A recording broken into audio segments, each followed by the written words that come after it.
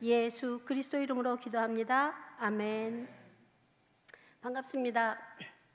몇 주 전에 불러주셨는데 걱정이 많이 됐어요. 저는 아주 극히 평범한 사람이고 사람들 앞에 내놓을 것이 아무것도 없는 사람입니다. 그러나 가끔 이렇게 간증 집회에 불러주세요.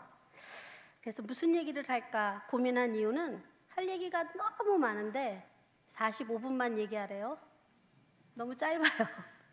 어디를 끊어서 얘기해야 될지 몰라서 고민을 좀 많이 했습니다.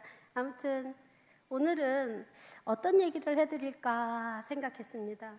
여러분, 저는 우선 경기도 포천군 영중면 양문리 803번지에 신환호 씨와 김종호 씨의 막내딸로 태어났습니다. 그리고 저는 중학교 2학년 때 처음 하나님을 알게 됐어요. 그냥 우연히 너무나도 귀찮게 둘째 언니가 교회 가자 그러셔서 딱 한 번만 가보고 마음에 안 들면 안 가겠다 그러고 갔는데 그때부터 지금까지 이렇게 하나님의 뜰에 있습니다. 그리고 중학교 2학년 때 그렇게 신앙생활을 시작했는데 갑자기 저희 교회에 저는 서울 해화동에 있는 대학로 아시죠? 대학로 해화동에 있는 동순교회에서 자랐습니다. 그 교회에는 극단 증언 혹시 아시는지 모르겠어요. 매해마다 빈방 있습니까? 그 빈방 있습니까를 공연하는 극단인데요. 제가 중학교 3학년 되던 해에 저를 그 연극을 같이 해보지 않겠냐고 저를 부르시더라고요. 그래서 중3 때부터 연극 배우를 하기 시작했습니다. 우리나라 전체 군부대 안 가본 데가 없습니다. 양구, 인제, 파주도 물론 연천 어마어마한 군대들을 다 돌아다니며 그 위문 공연이라고 그러죠.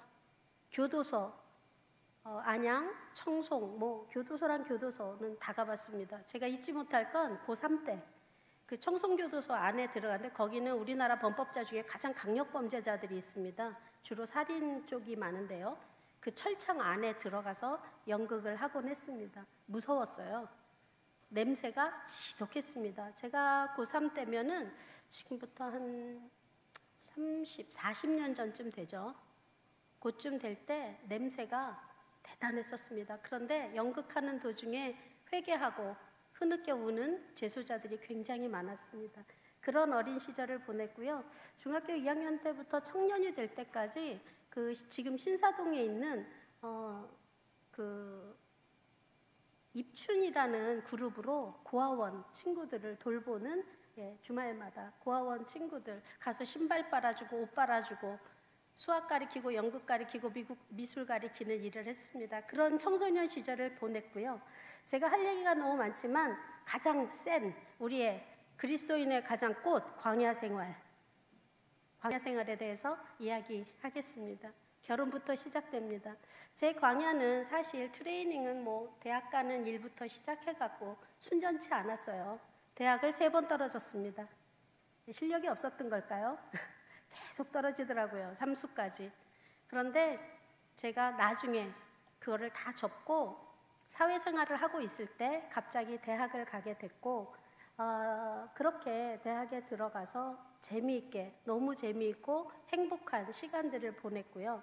대학원을 가려고 준비하는데 제가 대학교 1학년 때 미국에 가서 공부한 적이 있거든요.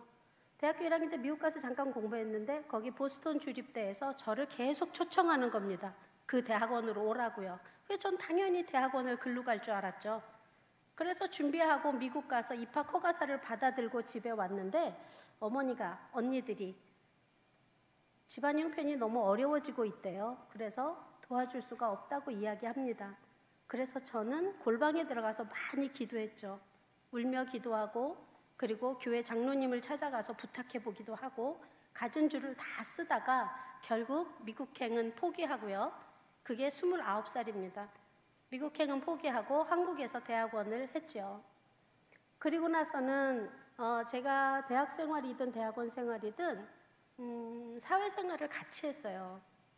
그 조그만 톰보이라는 옷가게를 경영했는데요. 언니들하고 그 옷을 팔고 하는 그 매장 관리를 하면서 학교 생활을 병행했습니다. 예전 카페 가서 앉아있을 시간은 없었던 것 같아요. 그런데 학교에서는요, 한 반에서 1등이나 2등을 하면 전액 장학금을 주는 제도가 있더라고요. 근데 너무 하고 싶었던, 삼수까지 하고도 못 들어가서 25살에 대학을 갔으니 공부가 얼마나 재밌었겠어요. 저절로 1등을 하더라고요.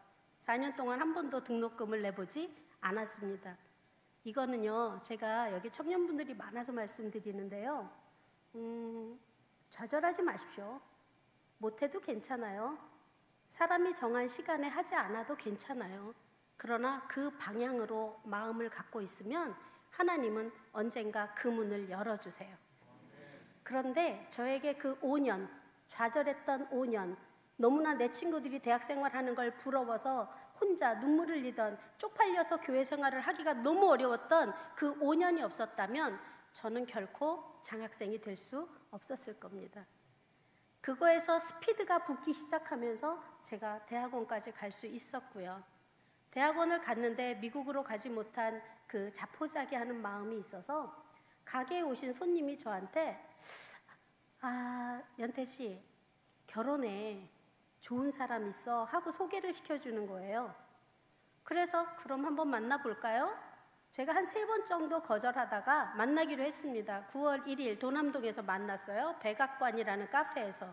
너무 못생겼어요. 제 딸이 여기 있지만 정말 엄마는 그 아빠랑 왜 결혼했어? 비주얼이 너무 완전 꽝입니다. 근데 키는 좀 컸어요. 그런데 말하는 것마다 너무 똑똑했어요.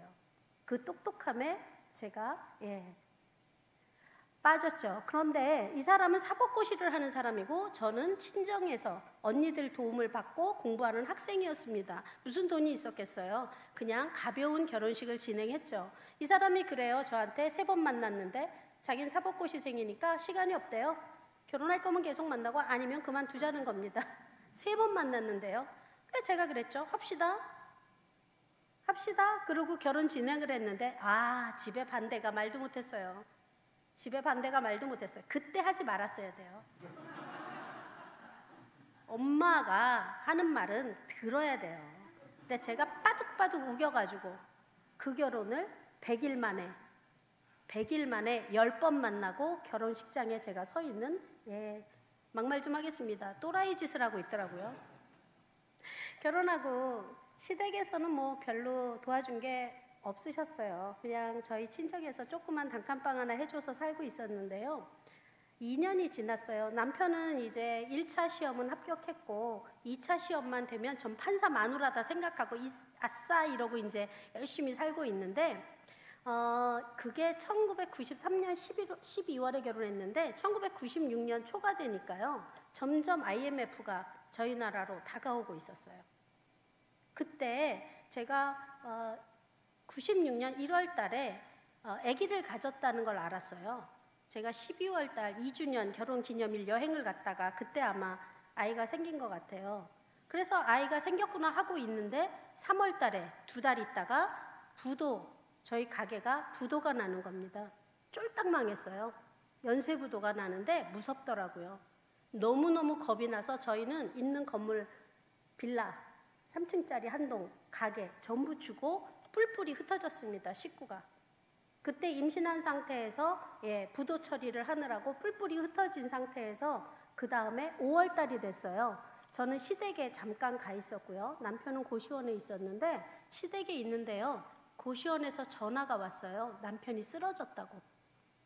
너무 놀랐어요. 그 건강한 사람이 쓰러졌다고? 그래서 달려가 봤죠. 마석 고시원까지. 춘천 가는 길에 마석이 있더라고요. 거기에 산속에 가보니 남편이 완전 혼수 상태. 정신이 없어요. 급하게 앰뷸런스에 싣고 고대 안암병원으로 갔죠. 그곳엔 사촌 오빠가 내과과장으로 있었습니다. 달려가서 초음파를 해보니까요. 전 들어가지 않았어요. 볼 줄 모르니까. 밖에 있는데 오빠가 나오면서 그러는 거예요. 연태야, 큰일 났다. 어떡하면 좋니? 놀라지 마라. 이 사람 숨만 쉬고 살아도 6개월 못 버텨. 강경화 말기 판정을 받았어요. 36살짜리 남자가요. 여러분, 강경화가 얼마나 무서운 줄 아세요? 스트레스 받지 마세요.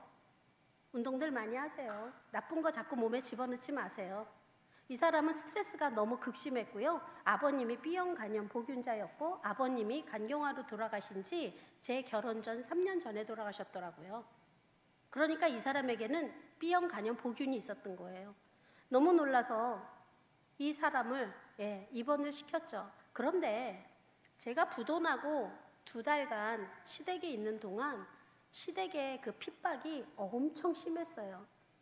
그 시어머니 되시는 분들 며느님 들으시는데 아유 냉장고가 왜 이러니? 이런 말씀 하지 마세요. 엄청 스트레스입니다. 네. 냉장고보다 내 며느리가 훨씬 소중합니다. 조금 지저분하면 어때요? 그쵸? 근데 어머니가 잠 깨기도 전에 아유 얘는 도대체 뭘 배운 거야? 냉장고는 왜 이래? 김치통은 왜 안 옮겼어? 아유 정말 이런 소리가 막 들리는데 견딜 수가 없더라고요. 저희 집이 망하니까 저희 어머니 인격도 망가지시더라고요.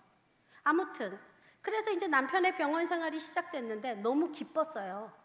시댁에 있는 건 너무 불편했고 갈 곳이 없는데 병원에서 먹고 자고 할 수가 있으니까 병원비는 둘째고 너무 기쁘더라고요. 그래서 이제 병원 생활을 시작하는데 아기는 점점 배가 불러오고 남편은 퇴원할 줄을 모르고 계속 혼수 상태에 회복하지 못하고 계속적으로 황달이나 이런 것들, 복수 이런 것들이 차기 시작했어요. 그렇게 병원 생활을 하는데 여러분 제가 이 병원 생활을 7년간 했습니다. 7년간 병원에서 먹고 자고 했고요. 그 중에 3년은 남편이 혼수 상태여서 대소변을 다 받아냈죠. 어마어마한 싸움이었습니다. 저는 그때 몸무게 45kg, 남편은 그때 80kg. 80kg 남자 뒤집으면서 대소변 받아내는 건 너무너무 어려운 일입니다. 그런데 이 남편이 퇴원을 한번 하잖아요. 퇴원을 잠깐 하면 또 먹는 것만 조금 과해도 또 혼수가 와요. 그게 뭐냐면 간성혼수라고 이야기를 합니다. 간성혼수는 예를 들면 밥을 먹으면 소화가 되는 과정 중에서 독소가 나오는데요. 그걸 우리 간이 전부 해독을 하고 있죠. 그 해독이 안 되고 그 독이 피를 따라서 몸을 돌아다니다 뇌에 있는 신경을 건드리면 약간이 아니라 미친놈이 되는 겁니다. 나도 너도 누구도 알아보지 못하고 대소변을 아무데나 질질 흘리고 어슬렁어슬렁 잠도 없어지고 욕을 좀 많이 하고 그렇습니다. 그런 남편을 보는 시간들이 점점 길어지기 시작했죠. 그래서 저는 남편을 사람들이 이혼하라는 소리 굉장히 많이 했습니다. 같이 살지 말라고요. 결혼한 지 2년 만에 임신 5개월인 여자가 남편이 간경화 말기. 누가 봐도 참 한심한 상황이었죠. 그때는 우리나라 보험이 간경화는 해당이 안 돼 있었습니다. 엄청나게 높은 의료비를 지불하고 있었어야 돼요. 약 한 달에 700만 원씩 지불했어야 해요. 저는 교수가 되고 싶어서 금속공예를 전공했는데 교수는 물 건너가고 인테리어를 배우기 시작했습니다. 등 너머로 썬팅하는 것부터 배웠어요. 썬팅하면서 예림이가 태어나서 100일도 되지 않았을 때 등에다 들쳐업고 길거리에서 수유동에서 선교원, 교회에서 도와주시느라고 선교원 일을 맡겨주셨는데 그 썬팅을 하는데 등 넘어 배운 거니까 뭘 잘했을까요? 물 뿌리고 붙이는 건 알았는데 겨울에는 그렇게 하면 안 된다는 걸 몰라서 한겨울에 비눗물 뿌리고 썬팅지를 붙이니까 미끈미끈 살얼음이 져서 움직이죠. 그걸 또 멋지게 하겠다고 격자 무늬로 자르고 있었어요.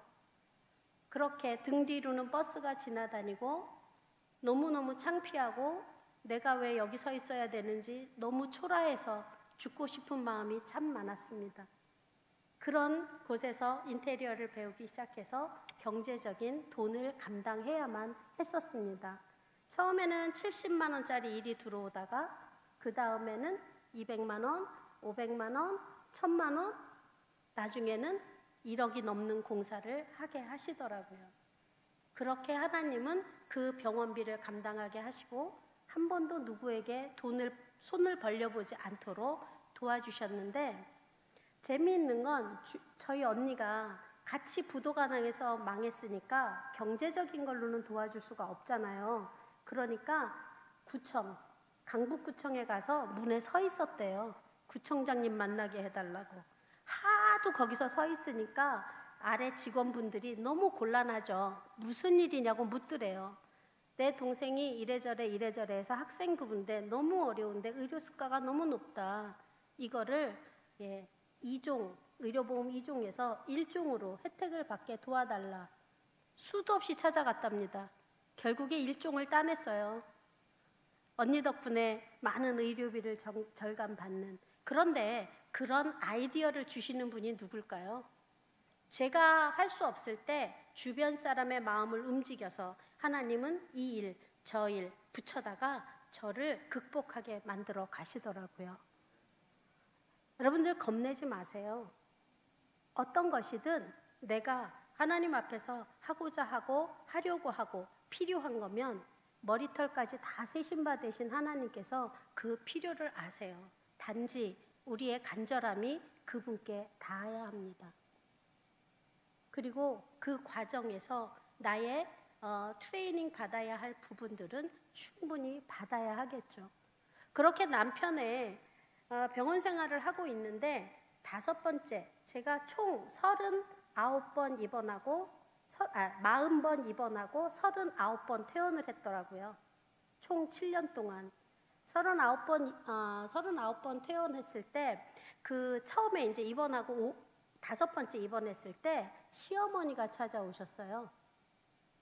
시어머니가 찾아오셔서 저에게 하시는 말씀이 서방 잡아먹는 년이라는 거죠.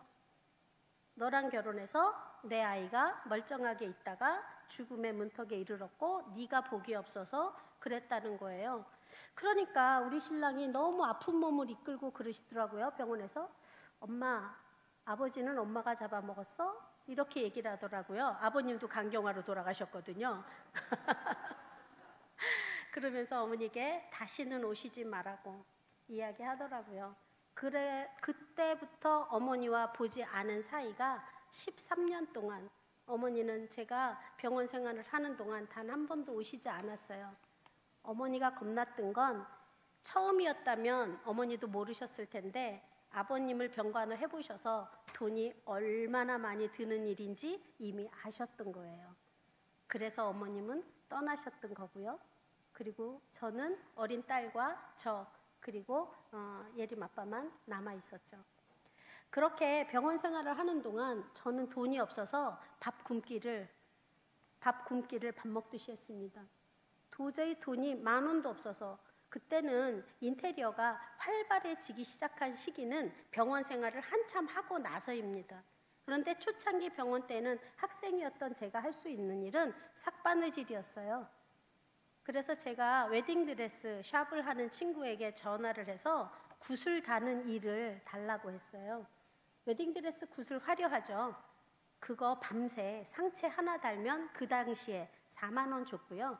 전체를 다 달면 10만 원을 줄 때입니다. 일주일을 꼬박 밤새고 달면 10만 원 정도를 벌죠. 그러면서 그 일들을 감당할 때 밥이 먹을 게 없을 때 제가 어떻게 했냐면 그 고대병원 간경화병동은 8호병동, 8사병동 이쪽인데 안병동하고 같이 있었거든요. 그때 당시는 암 환자들은 방사선 치료를 받고 나면 먹을 걸 못 먹어요. 그러니까 식판을 그대로 내놓는 경우가 굉장히 많으세요. 저는 저희 남편 식판을 이제 식사하게 하고 그리고 좀 덜어서 같이 먹으려고 그러면 남편이 막 화를 내는 거예요. 옮는다고. 간경화가 옮는 병은 아니에요. 근데도 아픈 사람은 자기밖에 모르죠. 그래서 그것도 얻어먹지 못하고 저는 남편 식판을 들어서 살짝 이제 배식구에 갖다 놓을 때요. 이렇게 눈으로 봐서 암 환자 거, 손 안 댄 거 있으면 싹 바꿔가지고 그 구석에 가서 병원 구석에 가서 후딱딱 먹고 배를 채우고 한 적이 참 많았습니다. 사실 저희 딸이 지금은 정상적인데 저는 기형아를 날 줄 알았어요. 너무 못 먹고 너무 힘들어서. 그랬던 시절이 있었습니다. 그렇게 남편을 하루하루 돌보는데 남편의 병세는 점점 나빠졌어요. 폐가 2개가 있는데요. 우리는 오른쪽 폐는 구멍이 있어요. 모두가. 그래서 복수가 차기 시작하면 오른쪽 폐는 잠겨요. 그래서 이 숨을 쉴 수가 없어요. 한쪽 폐로만 사용하기 때문에 폐포가 눌리죠. 그 폐포가 눌리면 그 가득 찬 물을 어떻게 빼냐 하면 등에 갈비뼈 사이에 22게이지 굵은 바늘 이렇게 보면 보여요. 그런 굵은 바늘 이만한 거를 폐까지 찔러 넣습니다. 조심히 마취 안 해요. 굉장히 고통스럽죠. 그러면 그거를 찔러 넣고 한 방울 한 방울 빼요. 약 2시간이 걸리면 1.5리터가 빠집니다. 폐에는 총 8리터의 물이 들어가더라고요. 이렇게 1.5리터를 빼고 나면 사진 찍어보면 폐포가 조금 보여요. 그런데 이걸 빨리빨리 빼내지 못하는 이유는 폐포가 찌그러졌다가 팍 늘어나면서 폐 손상으로 죽는 환자가 많기 때문에 복수를 천천히 빼는 겁니다. 아무튼 수도 없는 그런 날들을 보내면서 제가 가장 가난하고 힘들었던 절정을 말씀드리면 아이를 낳는 날이에요.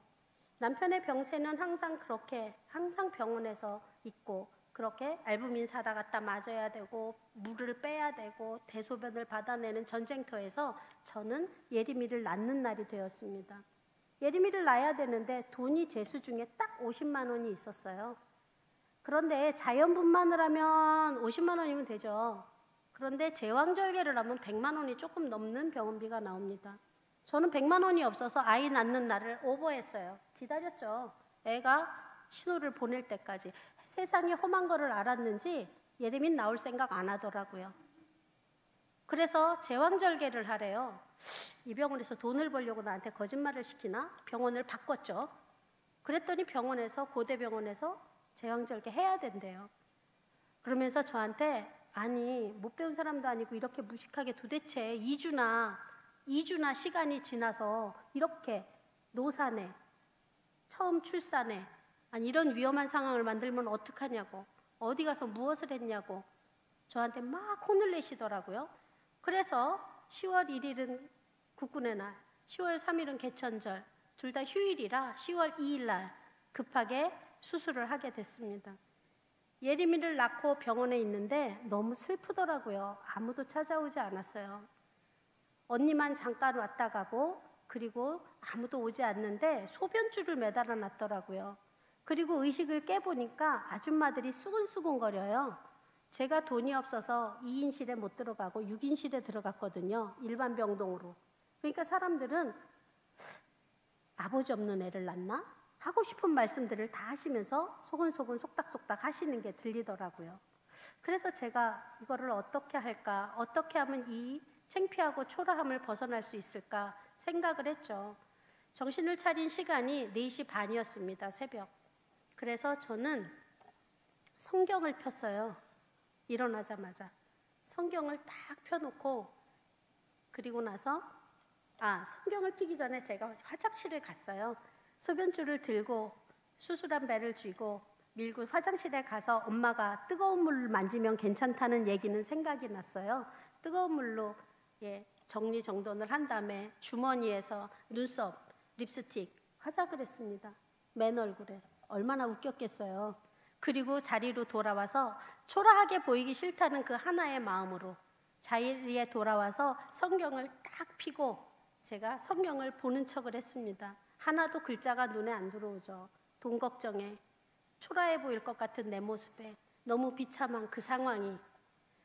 그리고 나서 낮이 됐을 때 제가 교회 제자가 왔더라고요. 어머 선생님 10월에 이렇게 추운데 아무것도 안 입고 계시면 어떡해요. 그러면서 제자가 달려나가서 내복을 하나 사다 주더라고요. 오후가 되니까 남자 제자 중학교 3학년 때 제가 가르쳤던 가장 말썽을 많이 피우던 녀석이 왔어요. 수환이가 와서 선생님 소변통이 닫혔어요. 이거 비워야 되겠어요 하면서 소변통을 비워주더라고요. 그렇게 교회 학교 때 가르쳤던 애들만 왔어요. 남편은 여전히 아파서 정신이 없었고요. 그런 와중에 제가 퇴원을 해야겠다 생각했습니다. 그래서 의사 선생님한테 퇴원을 할 것을 말씀드리니까 의사 선생님이 제왕절개를 하셨는데 무슨 말씀을 하세요? 일주일은 계셔야 됩니다 라고 말씀하시더라고요. 그래서 원장님 제가 시간은 많은데 돈이 없어서 퇴원하려고요. 원장님이 돈 내주시면 전 한 달도 여기 있을 수 있습니다. 이렇게 말씀을 드렸더니 얼른 퇴원시켜 주시더라고요.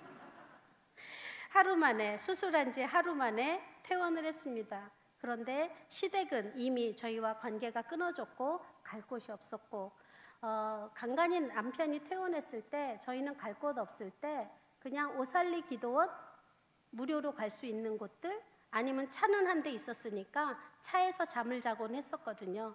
그랬더니 마석에 전화를 했어요. 제가 고시원 원장님한테, 원장님 저 아기 낳았어요. 퇴원하려고요. 그랬더니 갈 데는 있어요? 아니요, 갈 데는 없는데 어떻게 할까 고민 중이에요. 그랬더니 이리로 와 그러시더라고요. 그래서 제가 운전해서 마석까지 들어갔습니다. 고시원에서 허름한 방 하나를 내주시더라고요. 온돌도 안 되고 온기도 없는 방에서 몸조리를 했죠. 미역국 못 먹었습니다. 여러분, 그런데요, 더 기가 막힌 건 뭔지 아세요? 보름이 지나니까요, 배가 간질간질하니 실을 뽑아야 되잖아요. 그래서 이걸 어떡할까 생각하다가 차비를 들여서 갈 돈도 없고 하기에, 그때 고시원에서 고시원 사람들이 문턱에다가 1kg짜리 쌀 하나 넣어주고, 라면 몇 개 넣어주고 이렇게 살고 있었어요. 하나님, 제게 무엇이 있느냐고 물으셨지요? 저에겐 눈썹 쪽집게와 눈썹 가위가 있습니다. 그리고 초가 있었어요. 촛불을 켜놓고 달궈서 소독을 했죠. 그리고 배가 잘 안 보이더라고요. 제 배가. 손으로 만졌더니 한 7개 정도 실밥이 잡혀요. 하나하나 끊어서 그 자리에서 뺐습니다. 그리고 지금까지 안전하니까 다 뺀 거 맞죠? 제 가난의 절정은 그것이었습니다. 저는 그렇게 해산하고 하루 만에 퇴원하고 남편의 대소변을 받아냈지만 한 번도 하나님이 왜 그렇게 하시냐고 묻지 않았습니다. 그냥 이것이 얼마나 내가 하나님 앞에서 훈련받고 고쳐야 될 게 많은 사람이면 나를 이리도 심한 광야에 던져 놓으실까? 날마다 기도했습니다. 하나님, 내려갈 곳이 있으면 더 내려가게 해주세요. 내가 더 받아야 할 고통이 있다면 빨리 받게 해주세요. 바닥까지 내려가면 그 다음엔 치고 올라가는 것밖에 없을 테니까요. 그렇게 기도했습니다. 올려달라고 사정하지 않았습니다. 하나님 계획 중에 나를 더 트레이닝 시킬 게 있으시다면 내려가겠습니다. 하나님이 공급하시지 않으면 그냥 죽겠습니다. 그러나 하나님, 내가 하나님 앞에서 어떻게 살아야 할 것인가를 깨달아서 빨리 이 트레이닝에서 계단을 밟아 하나님 마음에 합한 자가 될 수 있도록 내게 영적 예민함을 허락해 주시기 바랍니다 라고 날마다 기도했습니다. 어린 예림이를 놓고 보는데 너무 황당한 거예요. 너무 슬펐습니다. 아이를 안고 하루는 어머니 산소를 찾아갔습니다. 엄마, 5남매 중에 막내딸 나를 왜 그렇게 사랑하셨어요? 왜 집 방 한 칸 갖고 새끼 밥 먹고 아이 키우는 게 얼마나 어려운 일인지 왜 말해주지 않았어요? 왜 30살이 되도록 엄마 내 속옷까지 다 빨아주셨어요? 저는 우리 예림이 그렇게 키우지 않을 겁니다. 세상이 얼마나 무섭고 얼마나 혹독하고 새끼 밥 먹는 게 당연한 게 아니라는 거 어렸을 때부터 가리키며 살 겁니다. 엄마, 저 잘못 키우셨어요. 제가 잘못된 사랑에 대해서 산소에서 엉엉 울면서 대성통곡을 하고 결판을 짓고 왔죠. 자, 이런 시간들이 가는데 대학원을 계속할 수 있었을까요? 없죠. 남편이 쓰러졌으니까. 제가 3학기 때 쓰러졌는데요. 근데 대학원은 5학기까지가 있습니다. 3학기를 끝내고 대학원 그때 부도 나기 전에 3월에 부도 났으니까 2월 달에 대학 등록금은 내놨거든요. 그러니까 한 학기를 더 다닐 수는 있었어요. 그래서 아이 배가 부를 때까지 학교를 다녔습니다. 그리고 5학기 등록금을 내야 몇 년이 있어도 졸업할 수 있는 권한이 주어져요. 그러고 고민하고 학교를 못 가겠다 생각하고 있는데 그 수환이라는 청년이요, 중3 때 마을에서 가장 속색이던 그 중등부 학생이었어요. 저희 반에는 다 어려운 학생만 제 반으로 들어와 있었거든요. 기똥차요. 주기도문만 하고 나면 없어져요. 저는요, 얘를 잡으려고요, 주기도문을 눈을 안 감고 하죠. 셋눈을 뜨고 주기도문을 하다가 이 녀석이 나가면 마을 어귀까지 열심히 뛰어가서 잡아왔어요. 잡아다 앉혀서 공부시켜서 보내고, 술 사달라 그러면 술 사주고, 청년이 돼서요. 밥 사달라 그러면 밥 사주면서 그렇게 아이 교육을 하고 있었습니다. 자, 이 수환이가요, 하루는 저를 찾아왔어요. 봉투를 하나 내밀면서, 선생님, 어떻게 하신 공부인데 마치셔야죠. 그 봉투를 보니까요, 100만 원짜리 수표 2장, 200만 원이 들어있더라고요. 그때 당시 대학원 등록금이 380만 원이었습니다. 모자라는 돈이지만 이 아이가 어떻게 구한 거야? 갑을 했어요. 그때 당시 걔는 공고를 나와서 삼성 에어컨 수리하는 기사로 한 달에 58만 원 월급을 받는 아이가 200만 원 가부를 해갖고 왔어요. 저한테. 졸업하라고요. 눈물로 받았습니다. 그런데 도대체 180만 원이 안 채워지는 거예요. 제가 학교에다 계속 전화를 했죠. 선생님, 제가 등록금이 좀 모자라서 등록을 좀 연기해야 될 것 같습니다. 3차례 연기하다가 나중에 10월 달이 돼서는 등록 포기를 하겠다고 전화를 했어요. 그런데 여러분, 생각지 않은 하나님의 기적이 일어났습니다. 그 교학과 직원이 연태 선생님, 죄송한데 제가 신뢰가 되는 줄 알지만 성적표를 좀 꺼내봤어요. 공부를 굉장히 잘하셨더라고요. 너무 아깝다고 생각했습니다. 제가 교학과장님께 이야기해서 장학금을 마련해 놓았으니 아무에게도 말씀하지 마시고 이건 특별장학금입니다. 오셔서 수령하시고 등록하시지요. 이렇게 연락이 왔어요. 여러분, 기적은 일어납니다. 저는 이미 대학원에서도 2번 성적장학금을 받았기 때문에 자격이 없었어요.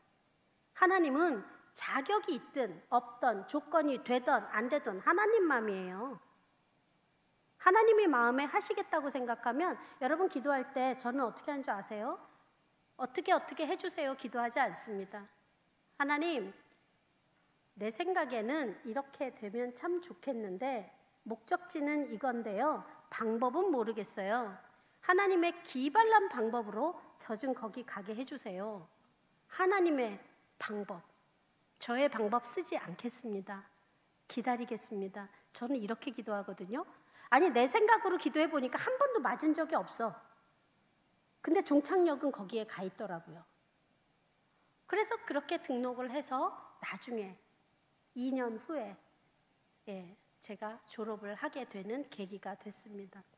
여러분들, 제가 그 남편이 아팠을 때, 남편이 어딜 주로 다녔을까요? 살고 싶다는 그 마음에 조금만 나으면 퇴원을 했죠. 왜냐하면 병원비가 무서우니까 40번을 입원하고 39번 퇴원했으면 수시로 퇴원하고 수시로 들어간 거예요. 한 번 들어가면 한두 달 있었고, 퇴원해서 일주일만, 열흘만 버텼으면 좋겠다 이러면 또 혼수 상태가 오고, 그러면 또 119 불러서 또 가야 되고, 119 선생님들이요, 나중에 우리 집에 올 때 삐뽀삐뽀 안 하고 와요. 제 목소리를 기억하더라고요. 그리고 왜 아플 때는 새벽과 밤에 아플까요? 움직이기 힘들게, 그죠? 그래서 와서 싣고 가고 했는데, 그때 남편은 잠깐 퇴원하고 나면 기도원을 그렇게 다녔어요. 신앙서적을 보면서, 신문을 보면서 어디 나았다, 안수기도 했다, 기적이 일어났다고 어떻게든 거기를 가고 싶어 했어요. 저는 남편을 데리고 늘 기도원을 다녔습니다. 안수기도 하면 헌금을 내놔야 되잖아요. 그건 법칙은 아닌데 예의가 그렇잖아요.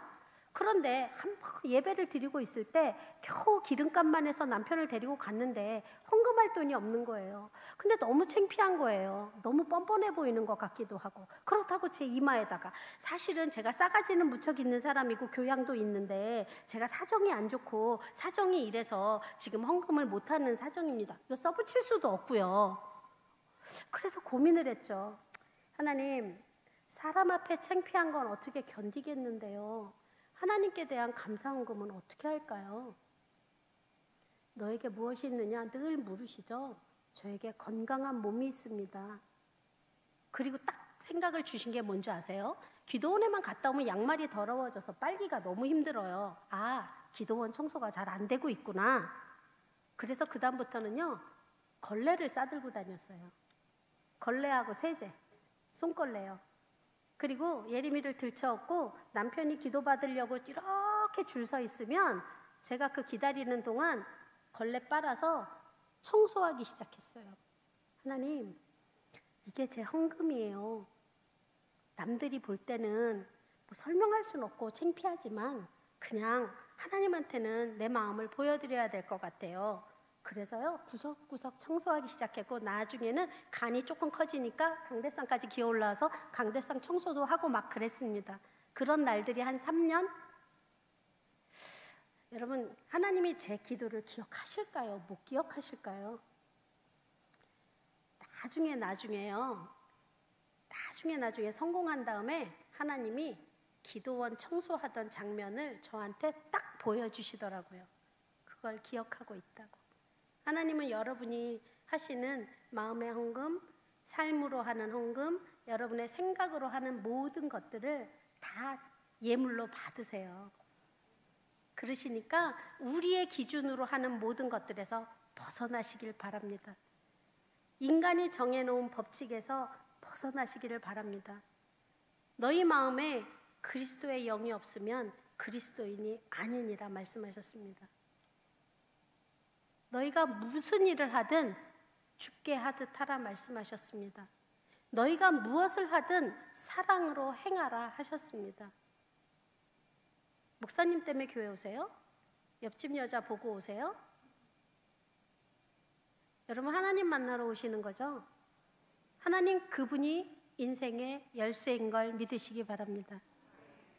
그분이 내 사이클과 맞으면 스파크가 튀고 기적이 일어나고요, 날마다의 삶이 달라집니다. 예수 그리스도라는 그 이름 하나만으로도 우리는 엄청난 가능성을 가진 것을 여러분 믿으시기 바랍니다. 저희 남편 죽었을까요? 살았을까요? 살았으니까 제가 여기 왔죠. 제가 쓸개 빠진 년이랍니다. 그게 무슨 말이냐고요?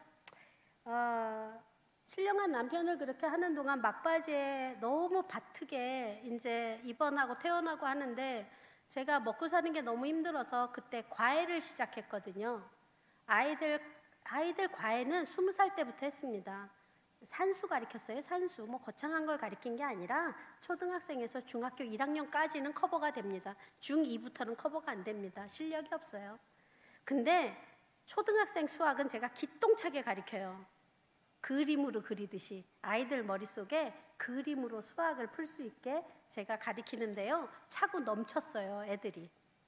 그렇게 하고 있는데 남편이 너무 입원을 하고 대소변을 받아내야 되고 어저께 퇴원했는데 그 다음날 아침에 또 혼수 상태야. 미쳐버립니다. 어저께 밤에 퇴원해서 예림이 우유병 짐 많죠? 기저귀 다 풀어. 환자 물건 다 풀었어. 그리고 정리했어. 자고 깼는데 남편이 어슬렁어슬렁 또 미친놈이야. 그때 눈물로 짐을 쌌습니다. 왜 이렇게 부지런해. 풀지 말걸.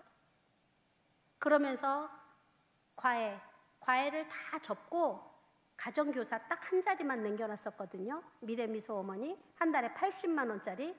거기다 전화를 했어요. 미래 어머니 죄송합니다. 오늘 아침 과외 수업은 갈 수 없을 것 같습니다. 어제 퇴원했는데 오늘 아침에 또 혼수 상태네요. 이렇게 전화를 했더니 미래 어머니가 아우 선생님 어떻게 살아? 이러면서 저한테 다른 방법 없어? 라고 물으시더라고요. 그런데 이게요, 기적이 일어나려면 어떤 일이 있냐면 그 3일 전에 병실에 있는데 그 옆에 환자 병문안 오신 분이 여기 선생님도 간경화가 너무 심하시네 그러면서 저한테 잠깐 보자 그러더니 간 이식 수술에 대해서 쫙 설명을 하는 거예요. 어디에 가고 어느 선생님을 만나고 어떤 과정을 거쳐서 막 설명을 하세요. 그래서 제가 마지막에 물었죠. 그래서 비용은 얼마가 드나요? 그랬더니 한 1억 정도 들고요. 조금 부작용이 나면 2억까지 갑니다. 이러는 거예요. 그래서 내가 웃으면서 예. 살던 만큼 살다 가게 하겠습니다. 고맙습니다. 이렇게 했죠. 그리고 돌아섰는데 미래미소 어머니가 3일 후에 저를 불러서 선생님 어제 퇴원했는데 오늘 또 가는 건 사람이 할 짓이 안 된다. 선생님 다른 방법 없어? 이러고 물으시는 거예요. 그래서 3일 전에 간이식 블라블라블라블라 설명을 들은 적이 있습니다. 이렇대요. 그랬더니 딱 하시는 말씀이 선생님 간이식 준비하세요. 소름이요. 머리부터 발끝까지. 아예 아니에요. 그냥 살던 만큼 살다 가게 할래요. 지금도 많이 끌었어요. 그랬더니 아니 내가 아파트를 하나 사놨는데 이번에 좀 올라갔고 선생님 내가 5천만 원은 내가 주고 2천만 원은 대출을 받아서 7천만 원 도와줄 테니까 선생님 준비하세요. 3번을 거절하고 돌아서는데 미래미소 어머니가 저한테 천주교 신자예요. 딱 한 말씀 하시더라고요. 선생님 하나님이 주시는 것을 왜 선생님이 거절하십니까? 그 말에 제가 너무 놀래갖고요. 간식 준비를 하기 시작했습니다. 간을 찾아야죠. 그러는 와중에 제 그 보험료 때문에 씨름했던 언니 있죠. 저희 언니, 저희 둘째 언니가 요번에는 사랑의 리퀘스트에다가 저 모르게 편지를 썼더라고요. 4번을. 여러분 우리 시대에 사랑의 리퀘스트 있었죠. 한 사람당 다이얼 한 번에 2,000원. 거기서 최대 도와주는 건 2천만 원입니다. 저 거기에 당첨됐어요. 그래서 사랑의 리퀘스트에서 저에게 전화를 해가지고 방송 출연 어쩌고 얘기를 하길래 제가 대학원을 다니다가 이렇게 사정이 있어서 그만뒀고 창피해서 숨어서 사는데 얼굴 내놓고 그럴 입장은 못 됩니다. 안 받겠습니다. 또 이랬죠. 그랬더니 저한테 서류 심사로 통과시켜 주더라고요. 하나님은요 어떤 방법으로든 하세요. 그래서 사랑의 리퀘스트 2천만 원, 그분이 7천만 원 도와주신다니까 9천만 원이 됐잖아요. 그런데 이 간이식 절차가 너무 복잡해요. 대기 순서도 너무 길어요. 아산대 중앙병원 가보니까 거기에 예치금이 6천만 원, 예약금 6천만 원에 신원보증 2명. 신원보증을 누가 서줘요? 6, 7년 아픈 사람을. 여차하면 돈 내라는 소리인데 아무도 안 서주죠. 그래서 순번을 잡을 수 없이 밀려가고 있었어요. 제가 그때 당시 일을 하고 있을 때 저 지인이, 멀찍이 아는 지인이 서울대병원에 간이식 하는데 그쪽은 예치금이나 신원보증 필요 없으니까 그쪽으로 한번 알아봐 주겠다고 해서 제가 서울대병원으로 갈아탔습니다. 서울대병원에서 준비를 하는데 간이 있어야 되잖아. 아무도 간이 없어. 시댁 식구 제일 유력한데 아무도 안 와. 제 거를 검사했죠.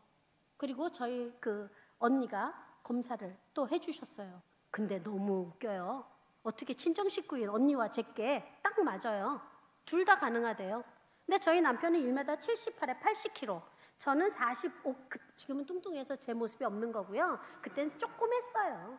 예, 원래부터 이런 사람은 없습니다. 네, 조금 했는데 제 간이 너무 작고 언니 간도 작으니 2명이 한 사람을 줘야 된대요. 그런데 서울대병원에서 한 사람의 희생도 큰데 2사람이 주는 건 너무 희생이 큽니다. 한 사람으로 갑시다. 그 남편이 골랐죠.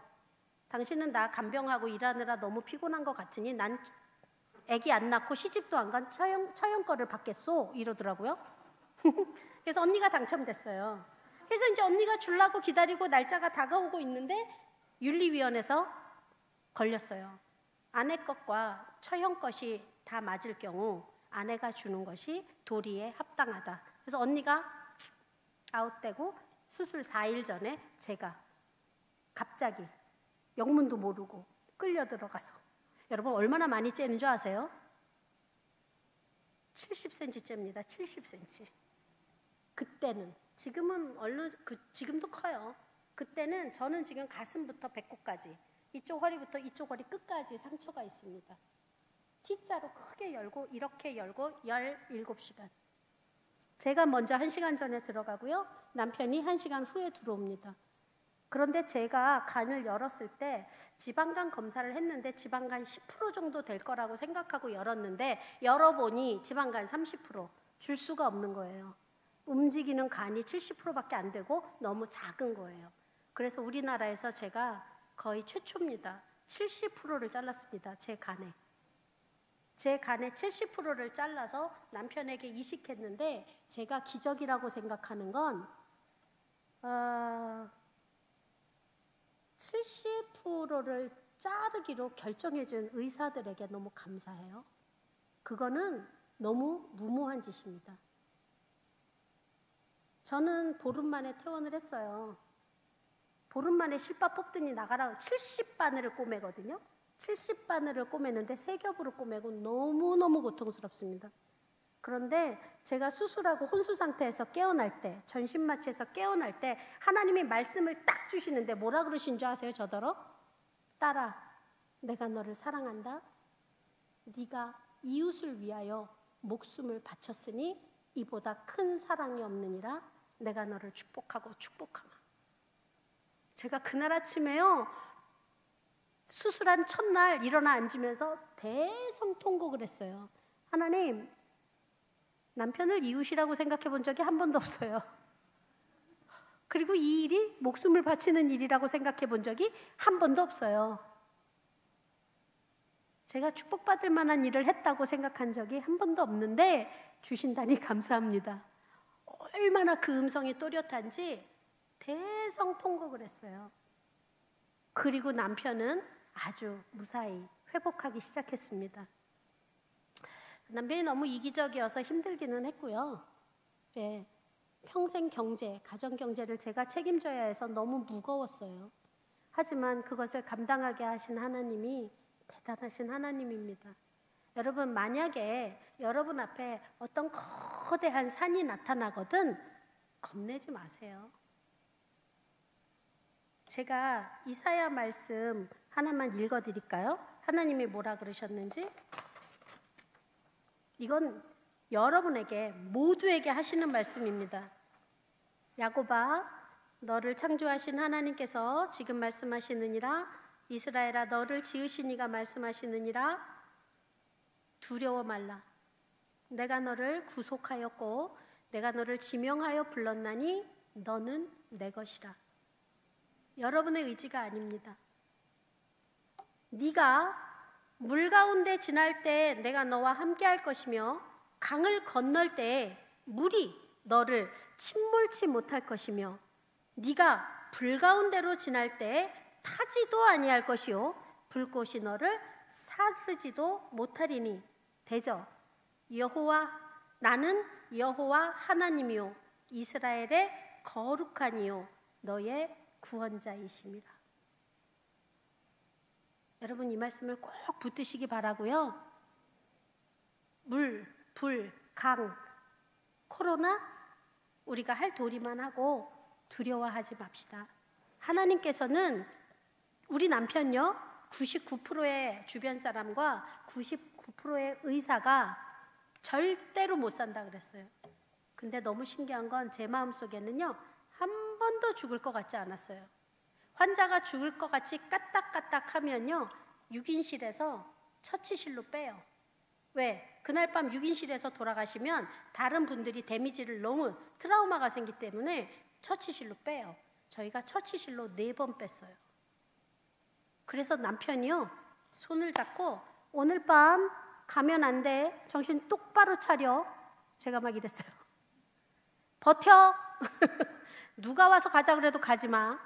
제가 막 이렇게 말했어요. 그런 밤들을 수없이 보내서 7년 만에 저희는 간이식에 성공을 했고, 제일 처음에 제가 감사한 것은 사랑의 리퀘스트. 저는 빚진 자로 삽니다. 여러분의 돈이 거기 있었을 거예요. 너무 감사합니다.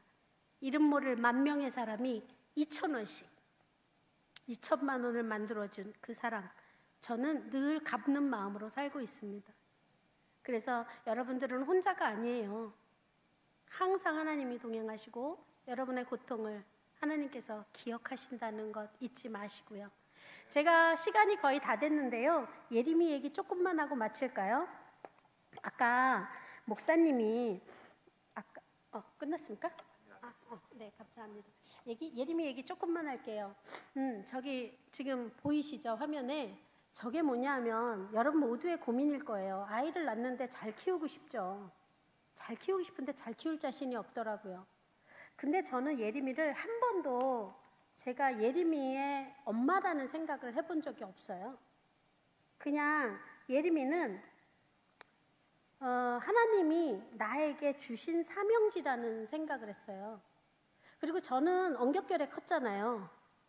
엉겹결에 태어나서 내가 어떻게 되는지 좌로도 모르고 아무것도 모르고 그냥 이렇게 성인이 됐지만 내 딸은 내가 볼 수가 있잖아요. 바라볼 수가 있잖아요. 하나님이 쟤한테 어떻게 하시는지 저는 관찰자로 서 있었습니다. 궁금했어요. 저 아이에게 하실 하나님의 일들이. 그래서 그 아이를 관찰하면서 쳐다보면서, 그리고 저는 하나님께 이 사명을 부여받은 서포터, 저 아이의 조력자이다라고 생각을 했습니다. 그래서 원칙을 좀 정했는데요. 하나님께서는 인간을 지으실 때 뭐부터 만드셨죠? 천지창조부터 하셨어요. 우리한테 주실 축복을 완벽한 에덴 동산을 만드시고 그 안에 저희를 만드셨다고요. 그리고 저희한테 너가 밟는 모든 땅이 너의 것이라고 말씀하셨어요. 그러면 부지런한 사람은 많이 밟을 거고 안 부지런하면 못 밟는 거죠. 그냥 주셔도 되는데 밟는 대로 주신대요. 그러면 부지런해야 되겠어요? 안 해야 되겠어요? 부지런하셔야죠. 예레미야에게는 이미 주어진 축복이 있다고 믿었습니다. 단 서포터가, 매니저가 어떻게 스케줄을 짜고 어떻게 조력을 하는지에 따라서 그 효과가 극대화가 될 수 있다고 생각을 했고요. 하나님 뜻을 잘 알아듣는 훈련을 해야 된다고 생각했어요. 하나님이 문 밖에 서서 내가 두드리노니 그 문을 여는 자에게 들어가 내가 그와 더불어 먹고 그죠? 그는 나와 더불어 먹으리라 말씀하셨거든요. 자, 문 두들겨요. 못 들어요. 못 열어요. 저는 못 여는 크리스찬이 되기 싫었습니다. 문소리를 들을 줄 알아야 열 거든지 말든지 할 거 아니에요. 그러면 뭘 기도해야 될까요? 저는 하나님의 노크 소리를 들을 수 있는 사람이 되게 해달라고 기도했어요. 분주하고 바쁘고 내 생활이 너무 힘들고 어려워도 노크 소리만큼은 듣고 하나님이 노크할 때는 당장 가서 여는 사람이 되게 해달라고 엄청 기도했어요. 그러면 뭐가 깨어 있어야 돼요? 영적인 귀가 깨어 있어야 돼요. 필링이 깨어 있어야 돼요. 하나님의 터치, 나를 와서 만졌어, 안아줬어. 그러면 하나님이 지금 나를 안고 있는지 느끼는 영적 영민함, 그게 있어야 된다는 거죠. 그럼 기도해야죠. 그거 못 가졌어. 근데 남들은 다 알아. 아이, 하나님, 저요 하나님의 터치를 느끼는 바람결인지 하나님의 손길인지 그것도 구별할 수 있는 영적 예민함 허락해 주시기 바랍니다. 하나님하고 교통하고 살고 싶어요. 하나님하고 1대1로 만나고 싶어요. 그러면 필링, 감각이 살아있어야죠. 그리고 딴 데 쳐다보고 있고 하나님 일로 지나가면 어떡해. 그죠? 열심히 찾는 거예요. 어디 지나가시는지. 그리고 하나님이 한번 말씀하셨죠. 부자에게 저는 이것도 했고 이것도 했고 이것도 했고 하나님한테 이렇게 잘했는데 난 너가 도무지 누군지 모르겠어. 기억 못 하신다잖아요. 근데 가난한 자에게 뭐라 그러셨어요? 네가 줄일 때 먹을 것을 주었고 목마를 때 물을 주었고 아플 때 쌈해 주었고 네가 나를 그렇게 해줬잖니? 아, 전 그런 적이 없는데요. 가난한 자에게, 약한 자에게 한 것이 곧 나에게 한 것이라. 그 말씀을 듣는 순간요, 전 너무 놀랐어요. 어머! 어떻게 부지불식간에 내가 하는 모든 짓에 하나님이 따라오셨구나. 어떡하지? 그래서 전 그때부터 사람을 함부로 대하지 않기 시작했어요. 왜? 그 사람은 꼴도 보기 싫은데 예수님 따라왔을까 봐. 그래서 너희가 무슨 일을 행하든 죽게 하듯 하라. 누구에게 예수님이 덧붙여서 같이 묻어오실지 몰라서 모두를 잘 대접하는 삶. 그래서 하나님께서 행함이 없는 믿음은 죽은 믿음이다. 아, 여기 교회 열심히 나오면 뭐예요? 저는 그 생각을 했어요. 내가 천국을 갈까? 내가 연락에 교회는 안 빠지고 다녔는데 과연 나는 하나님 나라에 갈 수 있을까? 어떻게 알아? 몰라. 그걸 모르겠어요. 그래서 제가 행함이 있는 믿음, 살아있는 믿음, 하나님이 말씀하시는 모토 몇 가지만 딱 정해놓고 그것을 실천하는 삶을 살기로 고등학교 때부터 열심히 했습니다. 엄마가 그러더라고요. 하루는 고2 때 엄마한테 막 짜증을 부리고 말대꾸하고 우리 딸 여기서 들으면 안 되는데 내가 나한테 말대꾸하지 말라고, 내 권위에 도전하지 말라고, 그거 하나만 딱 지키라고 정하고 사는데 엄마도 말대꾸 했었다며. 이러면 어떡해? 큰일 났네. 우리 어머니께 말대꾸를 막 하고 있는데 어머니가 딱 하시는 말씀이, 너는 어떻게 교회에서는 그렇게 칭찬을 받고 그렇게 잘하면서 왜 나한테 와서는 이렇게 개판이냐? 이 말씀을 듣는데 뒤통수를 한 대 딱 맞는 것 같더라고요. 그래서 고2 때부터 연습했죠. 가족에게 인정받는 사람. 밖에 있는 사람은 얼마든지 잠깐 만나니까 속일 수 있어요. 근데 내가 어떤 사람인지 하나님과 나, 가족은 알아요. 그래서 가족에게 인정받는 훌륭한 사람이 되고 앞뒤 다른 사람이 되면 안 되겠다. 그 훈련을 계속했죠. 청년 여러분, 어머니와 아버지 대화하다 보면 성질 나죠. 그때 화내지 마세요. 그냥 이렇게 얘기하세요. 엄마, 내가 지금 뚜껑이 열려. 내가 지금 이성을 잃을 것 같아, 엄마. 내가 죄를 질 것 같아. 잠깐 스탑. 엄마, 나 방에 좀 들어갔다 올게. 이렇게 하고 잠깐 돌아서 숨 한 번 쉬고 나오면 피가 흐르기 때문에 그렇게 죽을 듯이 싸우지 않습니다. 여러분, 싸우면 안 돼요. 화내면 안 돼요. 그리고 부모님께 말대꾸하면 안 돼요. 여러분 부모 돼보세요. 얼마나 후회되는지 몰라요. 그리고 딸이 말대꾸할 때 죽을 것처럼 아파요. 너무 아파요. 그렇기 때문에 하면 안 돼요. 옆집 아저씨, 저는 애들한테 그렇게 많이 얘기했어요. 애가 엄마한테 말대꾸 막 할 때, 야, 만약에 옆집 여자가 와서 니네 아빠한테 막 쌍욕을 하면서 너처럼 대들면 너는 어떨 것 같아? 가서 머리채 다 잡아 뜯어놓지 않겠니? 근데 왜 그 짓을 네가 하고 있니? 제가 이렇게 얘기한 적이 있거든요. 그래서 저는 여러분들께서 정말 하나님과 하나가 되는 방법 중에 그 말씀에서 여러분 마음에 오는 말씀들을 하나씩 모토로 잡으시고 그것을 하나씩 조금씩 발전해 나가면 하나님께서는 완벽하지 않더라도 우리에게 충분히 하나님을 기쁘시게 하는 삶으로 살 수 있을 거라 믿습니다. 제가 이제 예림이 얘기 조금만 한다 그랬는데요. 딸을 엄격결에 하나 낳은 게 1996년 10월 2일이에요. 저는 수술이 끝나고 태국으로 넘어갔는데요. 남편이 저한테 뭐라고 핑계를 대냐면 인테리어 소품점을 하고 있었는데, 예림 엄마, 저기 우리 인테리어 소품을 수입하러 이렇게 누구한테 받아서 팔지 말고 직접 가면 안 될까? 스페인에 있는 선교사님을 알고 지냈는데 그 스페인을 가재요. 그래서 내가 딱 눈치를 챈 게 돈은 하나도 없는데 병원에서 퇴원하고 나니까 카드 6개 돌려막기 한 게 병원비 7,700에 대출 받은 게 1억 3천이 있는데 2억이라는 빚이 있는데 외국을 가재요. 근데 남편이 뭘 말하면 언제 죽을지도 모른다는 그 생각 때문에 항상 거절한 적이 없어요. 예스 했죠. 혼자 막 프로그램을 짜더라고요. 근데 하는 말이 스페인까지는 못 가겠다. 스페인까지는 못 가고 경비 문제로 태국에 가자 그러는 거예요. 그래서 태국에 갔죠. 태국에 가가지고 호텔에서 자는데 남편한테 하나님이 너 여기 있으면 안 되니? 라고 말했대요. 나는 안 들었기 때문에 몰라. 그 사람이 그렇게 얘기했는데 그냥 우리 부부는 각자의 하나님에 대해서 상당히 존중하는 편이었고 에이 말 같은 소리다 이렇지는 않았어요. 그래? 그랬는데 예림이가 갑자기 호텔에서 대성통곡을 하는 거예요. 3시간을. 보통 때는 죽을래? 조용히 해. 스탑! 하면 애가 딱 그쳤거든요. 근데 안 돼요. 그래서 왜 그런가 또 봤더니 아까 식당에 가서 어떤 꼬마를 하나 봤는데 그 교민 아이가 영어 조금, 태국어 조금 하는 걸 듣고 온 거예요. 얘가. 왜 나는 가르치지 않느냐는 거죠. 그러면서 자기도 여기서 공부를 하게 해달라고 울고불고 난리가 났어요. 그리고 남편은 여기 있으라 그랬다. 아이는 여기서 공부하겠다. 제가 어떻게 해야 될까요? 해야죠. 다 같이 돌아왔습니다. 일주일 후에 남편은 브루스타 하나 하고 3분 요리 몇 팩을 가지고 태국으로 떠났고요. 그런데 재미있는 건 그 호텔에서 점심을 먹으러 갔던 그 식당에서요.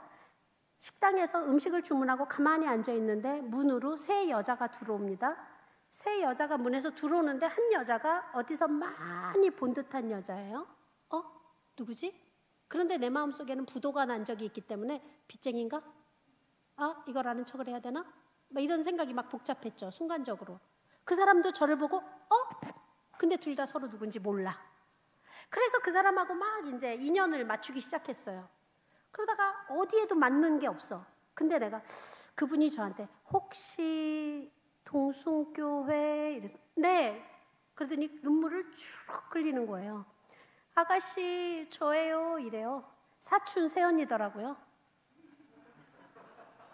저는 셋째 이모의 막내 5번째 아이고 그분은 첫째 이모의 첫아들의 와이프니까 사촌끼리 만나도 저랑은 상당히 만나기 어려운, 기억하기 어려운 결혼식 때나 잠깐 본 분이죠. 그때 사업이 어려워져서 태국 온 지 7년 되셨대요. 그리고 한국 식당을 하고 계시더라고요. 거기 자리를 잡고 계시는 거예요. 그분을 거기서 만날 줄이야. 그리고 남편이 호텔 리스트를 30개쯤 갖고 어느 호텔에 머물지 하나도 모르는 호텔 중에 거기를 딱 찍어서 그 호텔에서 잡고 그 호텔 앞에 식당이 있길래 그냥 갔는데 거기서 새언니를 만나. 여러분 이거를 사람이 할 수 있어요? 못하는 거예요. 하나님이 하신 거예요. 그러니까 시행착오 하나도 없이 새언니한테 태국 정보를 다 듣고 남편이 그 다음 주에 와서 새언니가 아파트 하나 해놓고 바로 시작할 수 있었죠. 그렇게 태국 생활을 시작하고 저는 한국에서 돈 벌어서 보내고 돈 벌어서 보내는 일을 1년간 한 달은 태국 한 달은 서울 왔다 갔다 하니까 사람들이 저에게 어머 사장님 예림이 어디 갔어요? 아 블라블라블라 태국의 국제학교 어쩌고 저쩌고. 아 선생님 저희 아이 좀 맡아주세요. 선생님 저희 아이 좀 맡아주세요. 갑자기 애들이 쏟아져 들어오면서 아이가 10명 20명 갑자기 25명이 됐어요. 그래서 제가 한국을 접고 태국에 들어가서 아이들과 지내는 시간들이 시작되었고 저는 25명의 아이들을 돌보는 빅맘이 되었고요. 6개 국제학교에서 가장 유명한 선생님이 됐습니다. 왜? 슬리퍼 안 돼. 민소매 학교 갈 때 안 돼. 여자애들 핫팬츠 안 돼. 남자 여자 한 집에 사니까 여자방 남자 절대 들어갈 수 없어. 이런 기본적인 룰을 정하고 아이들하고 공동체 생활을 시작하면서 아이들을 데리고 전 세계로 다니면서 아이들한테 봉사활동을 시켰죠. 남편의 병세는 네 수술하고 나이스했습니다. 그런데 남편은요 3개월에 한 번씩 수치를 맞추러 한국에 나와서 보름씩 입원해야 돼요. 계속 면역 억제제를 먹어야 되고요. 계속 환자입니다. 3개월에 500만 원씩 깨져야 돼요. 그거를 하나님이 하셨습니다. 제가 한 것이 있다면 저는 그저 제가 있어야 할 자리에 가만히 서 있었던 거예요. 버티고 서 있는 것밖에 한 거가 없습니다. 그리고 예림이는 25명의 아이들을 훈육하는 가운데 그 아이와 전쟁하지 않아도 오빠 언니가 무엇 때문에 혼나는지 아니까 잽싸게 알아듣고 혼날 짓을 안 하겠죠. 제가 딱 2번 때려봤어요. 버릇없이 할 때, 발길질 할 때. 어떻게 때려야 되냐면 3학년 이후에는 때리지 마십시오. 애들이 맷집이 생겨서 안 통합니다. 이미 내 자녀가 3학년이 넘었다? 포기하십시오. 방법을 따로 찾아야 됩니다. 인격적인 대우를 하셔야 돼요. 3학년 되기 전에는요 아주 좁은 장소에서 홀딱 뺏겨놓고 죽도록 한번 패야 됩니다. 네, 그렇게 잡아야 돼요. 그래서 예림이를 키우는데 제가 저기 보여지는 저 사진들이 뭐냐 하면요, 아이를 키우는 홈스테이를 하는 사람이 내 딸을 잘 못 키우면 사람들에게 손가락질을 받겠죠. 그런데 너무 무섭고 두려웠어요. 잘 안 될까 봐. 우리가 말하는 건 대학이잖아요. 사실 대학보다 소중한 게 너무 많은데 대학으로 평가를 너무 많이 합니다. 그래서 고1 때, 예림이 중3 때 고민을 하기 시작했어요. 그 여름에. 하나님, 키울 자신이 없어요. 근데 창피한 건 누구보다 싫고 남들한테 잘못했다는 소리는 더 듣기 싫습니다. 어떻게 하면 좋겠습니까? 금식을 하며 기도하는데 하나님한테 맡겨야겠다 이 생각이 들더라고요.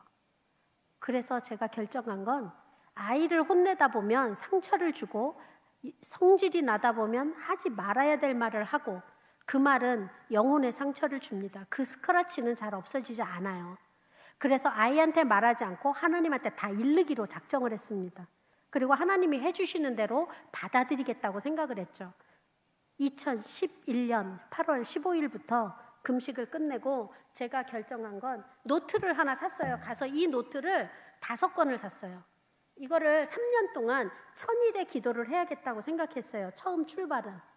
그래서 이 노트 장수를 세고요. 매일매일 쓰면 몇 권이 필요한지 계산해서, 왜? 내가 죽은 다음에 예림이, 제가 요것만 하나 읽어드리고 빨리 마무리할게요. 내게 맡겨진 딸 예림이를 위한 1000번의 기도. 너를 위해 해줄 것이 없구나.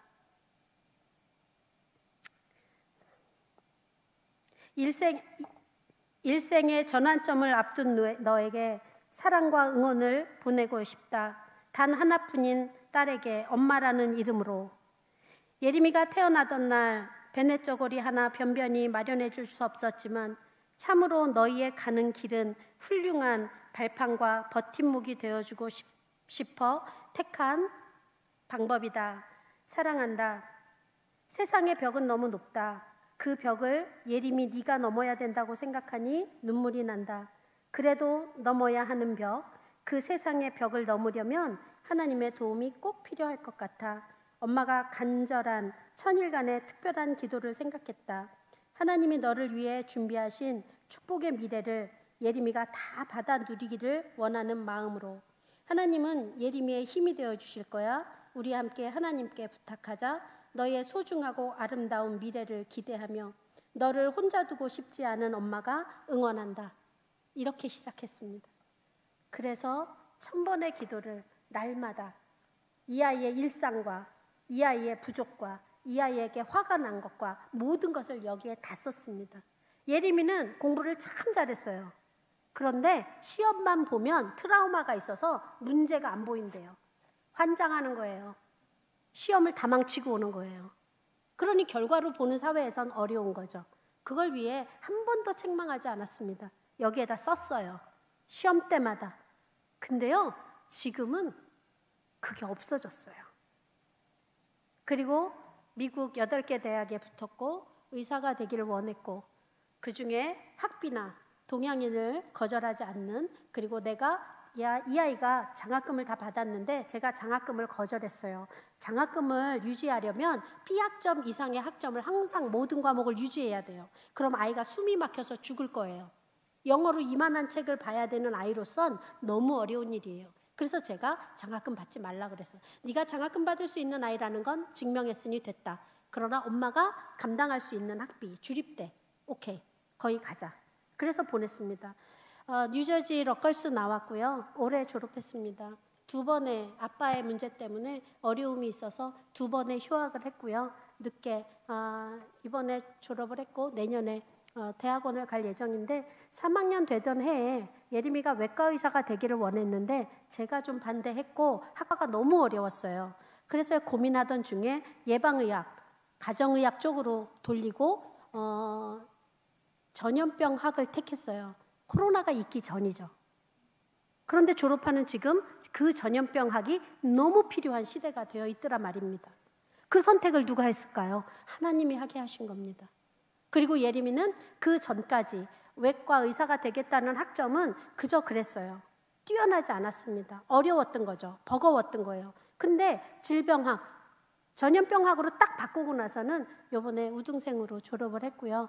내년 8월에 대학원을 갈 예정입니다. 제가 일반인으로서 한 아이를 유학시킨다는 건 있을 수 없는 일입니다. 여러분도 아시잖아요. 그렇게 하나님께서 해 가시고요. 여러분, 제가 지금까지 이렇게 살아오면서 남편은 예림이 고3 때, 남편이 예림이 5살 때 수술을 하고 완쾌됐거든요. 그리고 태국에서 15년 같이 살았고요. 마지막에 남편이 태국에서 예림이 고등학교 3학년 대학 입시 합격한 거 다 알고, 그리고 너무 고맙다. 그 예림이 졸업 일주일 전에 심장마비로 침상에서 소천을 했습니다. 그런 것 같아요. 예림 아빠가 예림이의 아버지가 되기 위해서 버텼던 것 같아요. 그래서 우리에겐 체력도 중요하지만 영적인 힘도 굉장히 중요하다는 거죠. 그렇게 소천을 하고 태국에서 남편을 떠나보내고 그리고 태국에 더 있을 수가 없어서 1년 후에 태국을 정리하고 나왔었습니다. 그리고 베트남 길이 열려서 베트남에 갔고요. 아무튼 여러분 힘내시고 여러분이 가는 그 길목길목마다 여러분이 있는 그 모든 곳에 하나님이 계시다는 걸 잊지 않으셨으면 좋겠습니다. 내 아이에게 화가 나는 이유는 내 거라고 생각하기 때문에 내 맘대로 되지 않기 때문에 화가 나는 것뿐입니다. 아이가 잘못했을지라도 괜찮아요. 그래서 여러분들께서 내 거라고 생각 안 하시면 남의 아이한테는 화 별로 안 나죠? 그 기법을 쓰셔야 됩니다. 그래야 서로 상처가 없고 서로 아픔이 없이 끝까지 롱런할 수 있습니다. 제가 제목을 믿음 사용 설명서라고 정했잖아요. 모든 제품엔 사용 설명서가 있습니다. 그 제품이 비싸면 비쌀수록 설명서가 여러 나라 말로 되어 있고 두꺼워요. 그런데 그 제품을 온전하게 쓰려면 그 사용 설명서를 읽어보고 숙지한다면 많은 기능들을 다 사용할 수 있습니다. 그런데 때때로 우리는 그 사용 설명서를 숙지하지 않고 스킵하는 경우가 너무 많아요. 그래서 여러분의 사용 설명서, 성경 너무 두껍잖아요. 엄청 귀한 거라 그렇게 두꺼운 거예요. 그래서 여러분들께서 다 숙지하지 못하시더라도 몇 가지씩만이라도 여러분의 삶의 모토를 잡고 가시면 하나님께서는 물 가운데에서도 불에서도 살라지지 않겠다고, 강에 빠지지 않는다고, 두려워하지 말라고 곳곳에서 간곡히 말씀하시고 내가 밟는 땅은 다 너에게 주겠다고 그렇게 말씀하시고 입을 크게 열래요. 왜 못 열어요? 여세요. 사르밧 가부가 그릇 준비할 때 종지 준비했으면 어떡할 뻔했어요. 여러분 책임도 있습니다. 아무튼 여러분의 믿음 사용 설명서 잘 사용하시고 승리하시는 여러분 되시기를 주님의 이름으로 축복합니다. 기도하고 마치겠습니다.